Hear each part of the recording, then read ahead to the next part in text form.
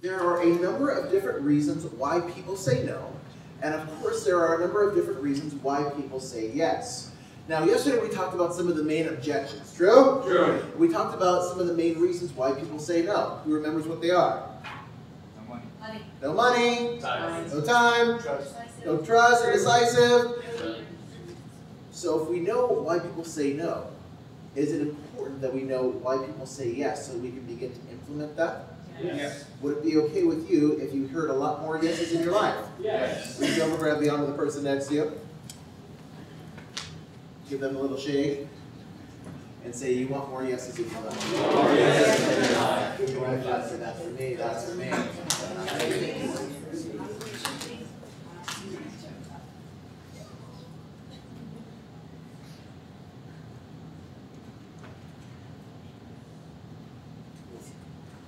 There are 8 main reasons why people say yes.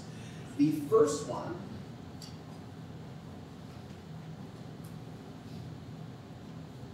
is reciprocity. What's the word? Reciprocity. Which means I give you something and then you give me something. Are there grocery stores that execute this flawlessly? Yes. Yes. How many of you have ever been to Costco before?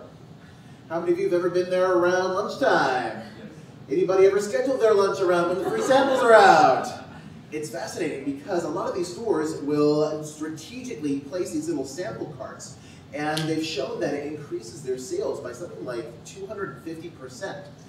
There's a particular grocery store in this state which tends to charge about 60% more for the same type of things that every other grocery store sells.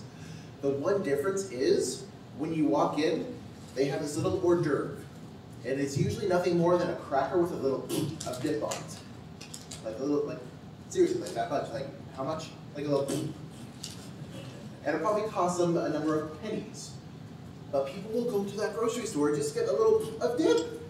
And they go, oh my goodness, this tastes amazing. And then they shop for all of their things there. And you would think, well, wait a second, if that store is charging 60% more than the store across the street, you'd think that they wouldn't have any business. But they understand the law of reciprocity. They understand if they give you something, you're a lot more likely to give them something in the form of your business, in the form of being able to get away with charging 60 to 70% more. Isn't that crazy? There's a reason why in our company we have no problem giving things out for free. Now, not everything. We're not going to give away absolutely everything that we do for free for someone that isn't going to use it.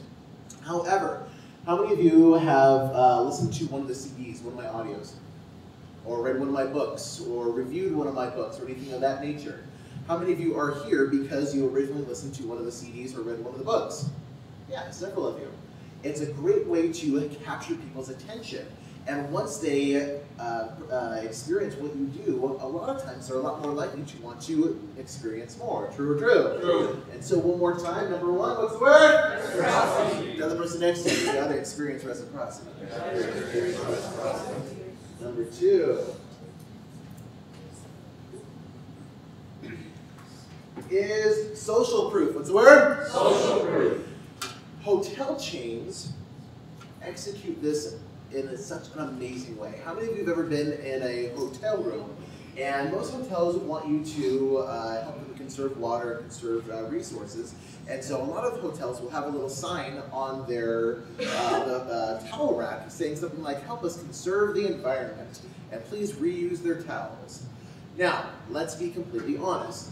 Is conserving the environment really the number 1 thing on their priority list? In most cases, not. I mean, that's not to say that they aren't going for that. But what's the main thing on their priority list? What are they actually going for? Yeah, they want to save their resources. They want to increase their profits. Yes or yes? That's what we do in business, yes? And it's fascinating because a lot of times hotels that simply say, please reuse your towels. Do you think a lot of people do? In a lot of cases, actually no. If they just put, please reuse your towels. Maybe they'll get a few people, but not a whole lot. Unless they exercise the law of social proof. They found that the hotel chains that have the most success in this area are the ones that say something like 60% of the people in this that have stayed in this room have reused their towels. Now, when you think of 60%, is that the minority or the majority? Majority. Do people want to be a part of the majority? Yes. Yeah, because we're conditioned from the time we go to kindergarten that we want to fit in with other people. True? True. And so if people hear like, oh, everyone's doing it. Oh my goodness, well, if everybody's doing it, then that must be what I want to do. And so they found that when they use social proof, especially in the form of a statistic, more than half the people, actually it increases it to more than 60%, of them will actually reuse their towels and help them save money and boost profitability. Is that cool or cool? Cool. Who could think of some other examples? Anybody? Shout some things out. Going green. Going green? Okay. What else? How about comedies? How many of you have ever tried to watch a comedy on TV without any sort of laugh track? It seems like it's missing something, doesn't it? A number of years ago, when they started adding a laugh track to comedies, their ratings absolutely spiked because suddenly people were like, well, wait a second, I hear everybody else laughing at this. If everybody else is laughing at this, that joke must be really funny. And it was fascinating. They sent out a poll and it showed that the ratings, number one, went way up and levels of satisfaction for that show went way up. Just because they recorded a number of people laughing and they added that to their sitcoms. Is that cool or cool? Cool. Excellent. And so, one more time, number two, what is it? Social proof. Tell the person next to you, you gotta use social proof. Number three is a commitment. What's the word? Commitment. Most people, not everyone, but most people are a lot more likely to follow through with something if they've given a firm commitment. True or true? True. This is one of the reasons why in the 6 steps to effective networking, we always get a double Commitment. We always make sure that very, very kindly and very politely, and of course very respectfully, we let the other person know that our time is valuable, yes? Yes. And if they give us a double commitment, the level of cancellations and no-shows get drastically reduced. It's fascinating because a lot of the people that I mentor to build up holistic healthcare practices or mentoring businesses will teach them a certain formula of how to enroll people and how to get people into their business and how to get more clients. And a big part of it is allowing them to give away a number of sessions for free just so people can experience it. And a lot of times before we started executing this, our no-shows was something like 70%. It was ridiculous. We would call people up, we would go to expos, similar to the ones they hold here. We would get people's contact information, we'd call them up, and we would invite them in for a complimentary treatment. We would set a date and time, and again, it was something like 70% of the people would either cancel last minute or they would no-show. We started switching things around, and at the very end of the phone call, we started saying something like, now, I know I'm preaching to the choir with you, but our practitioners always ask me to double check that if we do put you in their calendar, that you absolutely 100% will be there. They're happy to give this service to you, but as you know, their time is valuable, and this is the time in which they would normally be seeing paying clients. And so if I put you down in the calendar for Saturday, December 2nd at 3 p.m., will you 100% for sure be there? And if we hear any hesitancy at all, what do you think we do? Yeah. If they say, well, I'm not quite sure, go ahead and pencil me in. Do we set the appointment? Absolutely not, because more than likely, what are they going to do? Cancel. Either cancel or no-show. True? How many of you have had that experience before? Yeah. This is why it is absolutely critical to get a double Commitment. When people have given their word multiple times, it increases the likelihood that they'll actually do what? Now, can I share a ninja skill with you? Is that okay? Yes. Everyone turn to the person next to you and look them in the eyes. Gotta love that awkward moment when we turn to someone else and they're both looking the other way, right? Look them in the eyes and give a commitment to them. It could be absolutely anything.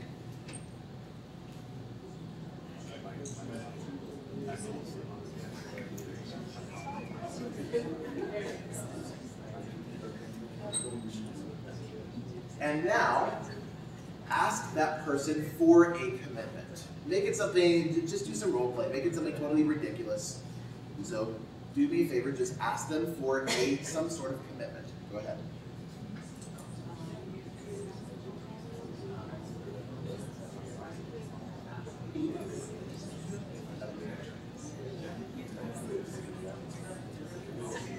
out. Now, how many of you were paying close attention to what they were doing with their eyes? Anybody? There's a fantastic way to find out if they're going to follow through with their commitment. Most of the time, when someone makes a commitment and they don't actually intend to follow through, when they say yes that they'll do that, they will close their eyes or they'll look away. This is a way to break eye contact and to make it less formal for them to kind of get out of that verbal contract. Does that make sense? Yes. And so whenever I'm mentoring someone, do you think I ask them to set commitments for themselves? Yes. Yeah. Do I ask them to follow through with their action steps? Absolutely. And so, for example, someone will say, I'm going to give 5 presentations over the next month. And I'll say, you'll absolutely commit to that action step? If they say yes, I will continue to ask them, you'll do that? Yes. You're going to do that? Yes. You're going to do that? Yes. You will? Yes. And I'll wait until they're looking me directly in the eyes, not blinking, and I get a double yes. This is a way that I can know that they are actually going to follow through. Does this make sense? Yes. And so, this time, turn to the person next to you and say, will you be an amazing person? And wait for them to look you in the eyes and give you a firm yes again.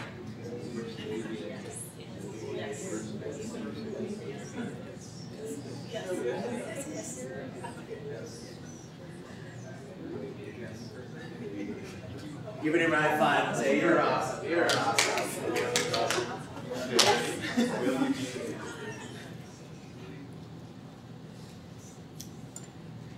Number 4, liking. What's the word? Liking. Have you ever given your business to someone you absolutely could not stand?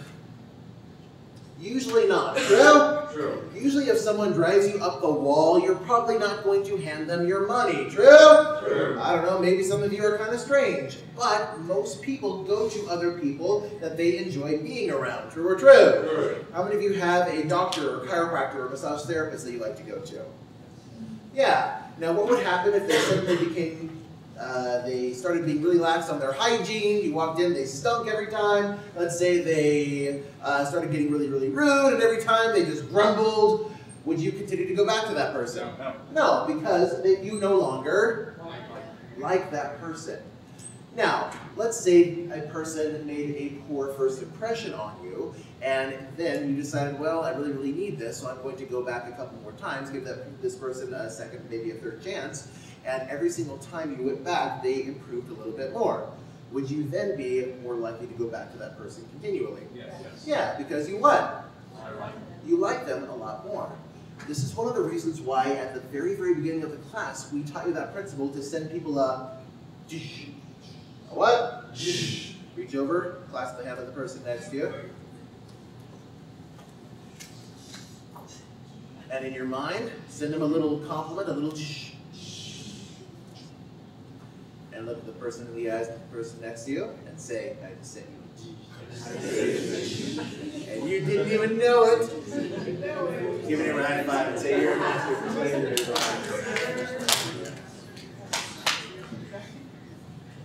Number 5. Authority. What's the word? Authority. How many of you would be really, really open to taking advanced medical advice from someone that has never been to medical school? Anybody? How many of you would be very willing to accept amazing financial advice on how to become a millionaire from someone that worked as a cashier at a grocery store? Anybody? Now, are there people that try to give that type of advice when they have never ever learned it themselves? Yes. Yes. Are there people that try to start into the mentoring and coaching industry that have 0 results themselves? Yes. Yes. Do they get a lot of clients? No, because people don't see them as an authority figure. Now, on the opposite end of the spectrum, let's say you had some sort of medical issue. Who would you go to for medical advice? Some sort of medical professional, yes or yes? Yes. Because you see them as an authority. Who would you go to for financial advice? Someone who's broke or a millionaire? A millionaire, because they're an authority. Now, are there ways that you can actually increase your authority? Yes, shout some things out. What are some ways that you can be seen as more of an authority figure? Go first. What else? Testimonials, yes. What else? Credentials, write a book. Videos, absolutely. In fact, going back to testimonials, that actually does two of them, don't they? It causes you to be seen as an authority figure, and what's the other one? Social proof. Social proof, yeah. This is why most businesses have some sort of testimonial section on their websites, because people want to know how good is this business. Does that make sense? Someone mentioned writing a book. How many of you have written a book before? Like a full book? Nobody? How many of you would like to? Okay, those of you that want to, make sure to get a copy of our Successful Author CD before you leave today. It breaks down the process of writing a book into 5 easy steps, tells you how to become a bestseller, and how to monetize it. Cool? Cool. Writing a book is one of the fastest, most effective ways of being seen as an authority figure, because what goes through a person's mind when they see someone else with a best-selling book? Shout some things out. They know what they're talking about. If they have enough knowledge to fill a whole book, then they're probably an authority figure. Yes? Yes. Reach over, grab the arm of the person next to you. Give them a little shake. Say, you gotta write a book. Give them a high five and say, that's for me, that's for me.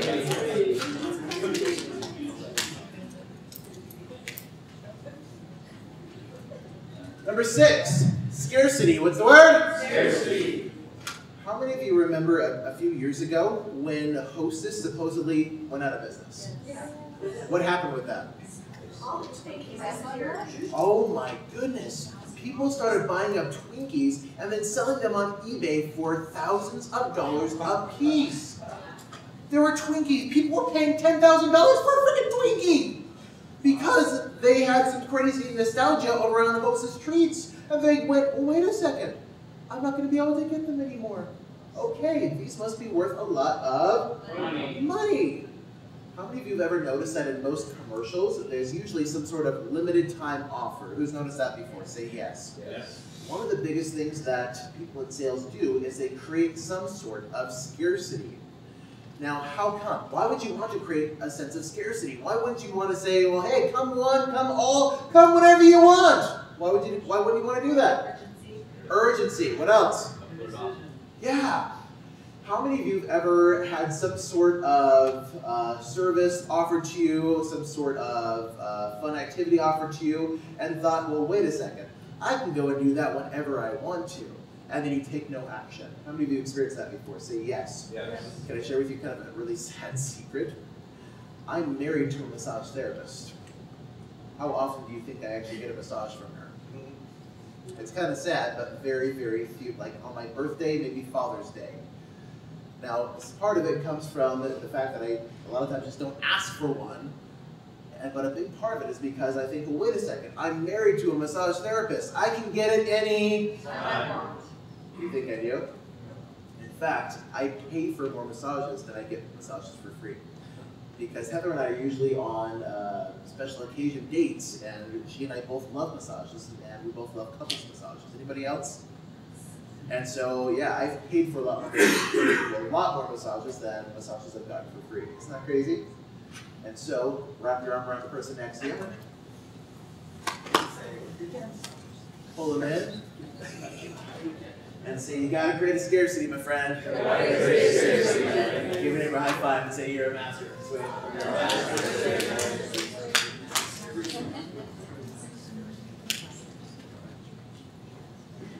Number 7, there is a reason. There's a what? Reason. What's fascinating is studies have shown that adding the word because to an offer or a pitch increases the likeliness that they'll say yes by 90%. They did a case study at a very busy university in which at certain times of the day, there were literally dozens and dozens, sometimes hundreds of college students trying to get projects done to turn into their classes. This particular college library only had one photocopy machine. And again, at certain times of the day, sometimes there would be a line that was 45 minutes to an hour long just to use that copy machine. Well, they did an experiment in which they had a student walk up to the very front of the line and say, excuse me, can I cut in line and go just go before you? Now, if you were in that situation, had you waited in line for 45 minutes and somebody walked up to you and asked to cut you in line, what would you say to them? No. Most people would say, yeah, go to the back of the line, true? True. Unless you use a particular word. Because. What's the word? Because. They found that when someone walked up to the person in the front of the line and said, I'm so sorry, is there any way I can go before you because I'm running really, really late? Or I'm so sorry, is there any way that I can cut in front of you because I really want to cut in front of you? Something ridiculous like that, simply by including the word because, got a yes 90% of the time. When people know that there's a reason, even if the reason is totally bogus, 9 times out of 10, they will say yes. Isn't that interesting? And now I'm sure after a while, after they'd done this experiment a couple of times, I'm sure when the person walked up and said, hey, can I cut in front of you just because I need to cut in front of you? I'm sure after the person said yes, they went, why did I just say yes to that? And the reason why is because there was a reason why. Isn't that interesting? The reason why was because there was a reason why. When you follow your request with a specific reason, 9 times out of 10, they will actually say yes. Isn't that interesting? And so, reach over, grab the arm of the person next to you. Tell the person, I'm going to tell you you're awesome because you're awesome. Give your neighbor a high five and say, so are you, so are you.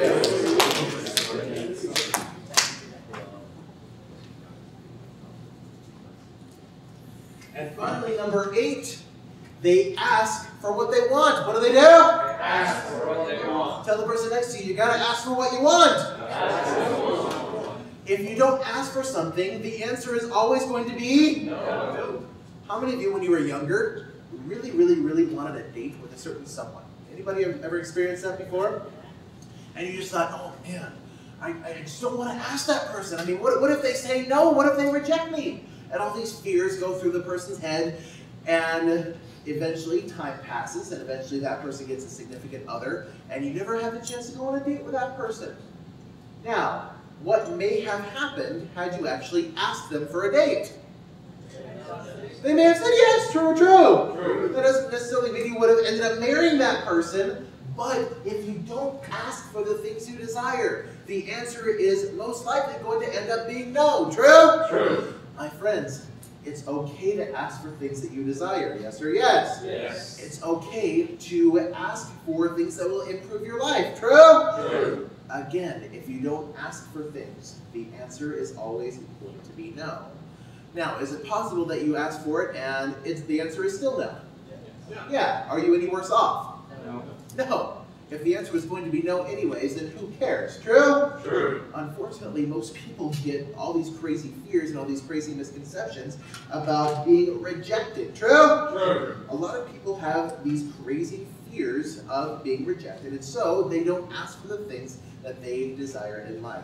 True or true? True. My friends, how has this been showing up in your life? What have you been unwilling to ask for?